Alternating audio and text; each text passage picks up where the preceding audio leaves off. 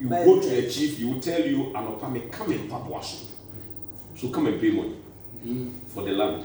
And they are so happy, you know, this constitutional provision that we don't sell land, we give it out on lease in Ashanti, we rent the land. So almost every time, every chief will have an expiring lease for him to renew. So the land that they have sold, still they will be getting revenue from it. So if you go and tell them anything like my brother said, to change their cultural practices, you will run away. That is the problem. But the agric and the women and children's advocacy, I think we have to follow it up. Thank you. Yeah. But before Chairman, with your indulgence, see, if I want to sell bottles of water, I must have made bottles of water. If I make a public announcement, I want to sell water, it means that I have made bottles of water to sell to the public. I can't sell water when I don't have water. If you go to the land sector, somebody says, I have land for you, but he doesn't know the boundary of his land. He doesn't know the boundaries of his land. If you go to Teshi here, and you ask the chief of Teshi, show me the boundary of Teshi and Mumbai, it will take a century. Yet, lands are given out. I think that is so fundamental in land administration that we determine boundaries. Anybody who says that he owns lands should be able to produce something. This is the land that I have. The land I say I am the owner of, this is the map. I know that if we leave this one for them, it will never happen. It will never happen. So the state must step in. Of course, civil society, you have become so relevant in governance that we have to all join hands in selling this idea. If we have to find money so that landowners demarcate their lands, you go to every traditional or every family that says that it has lands, you have it there.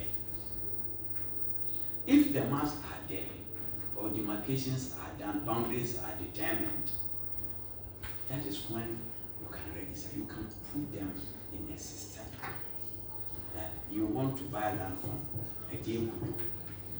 You press a button, and every information about a game land is shown. You have land there. A game So we all need to focus on getting boundaries determined in this country. That is so fundamental. Without it, I don't see how you can manage land efficiently. And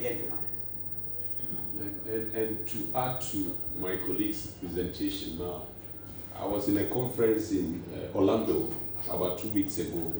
All the countries, when they come and they are talking about land ownership, you see clear demarcation of this ownership in different colors. But in Ghana, this land administration project you mentioned, it sought to, empower the office of the administrator of stool lands.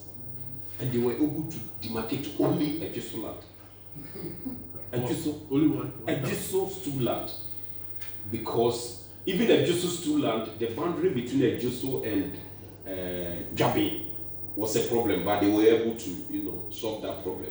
So unless, like my colleague said, you go into that step of getting each chief the ownership plan for the chief to register, then it will be very easy for us to manage the lands.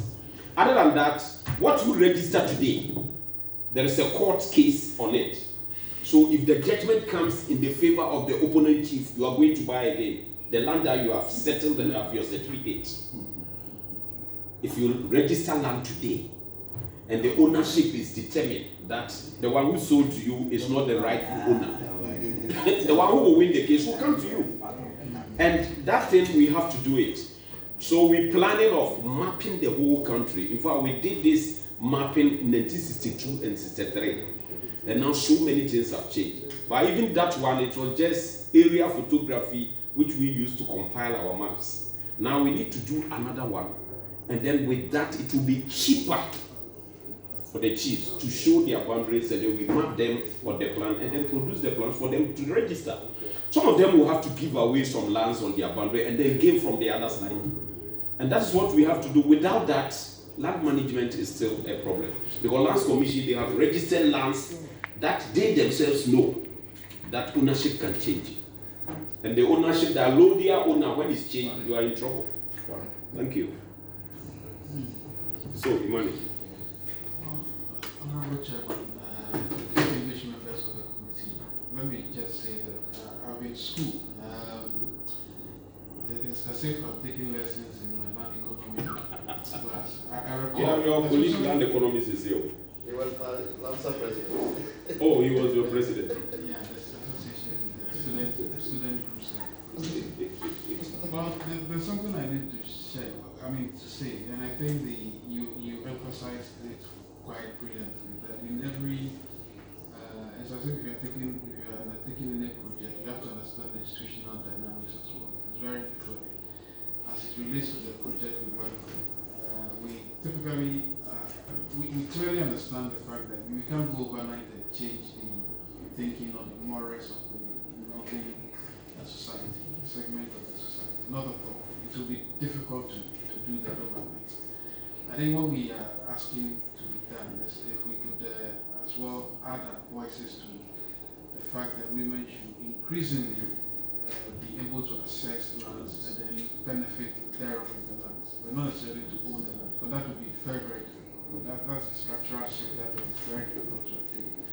And on that, the MP's Common Fund idea obviously clearly is an overflow issue. And we take that seriously and we will revise the suggestion. I think it is important to underscore the fact that as much as we all party to the passage of the Lands Bill, the fundamental point there is about discrimination. As much as we can eschew that in every form, whether we get through the airline, we use so, because the airline typically will be the implementing guide. So I just want to say that we are very grateful for this encounter. We will do as much as we can to lessen the burden on the common fund by also looking for money. But you'll be surprised to know that we are using our own internal generated funds to start this process in the north. Obviously, the hope that we are able to raise money from other entities to help this women. So we are doing our part, and you clearly have done your part individually. I see the experiences in this room alone probably is over a century, but also quite rich as well. So we are very grateful for this encounter. And indeed, if there are any questions that you have for us after this, and if we also have questions, we are very glad that we could follow up and then we get the necessary answers.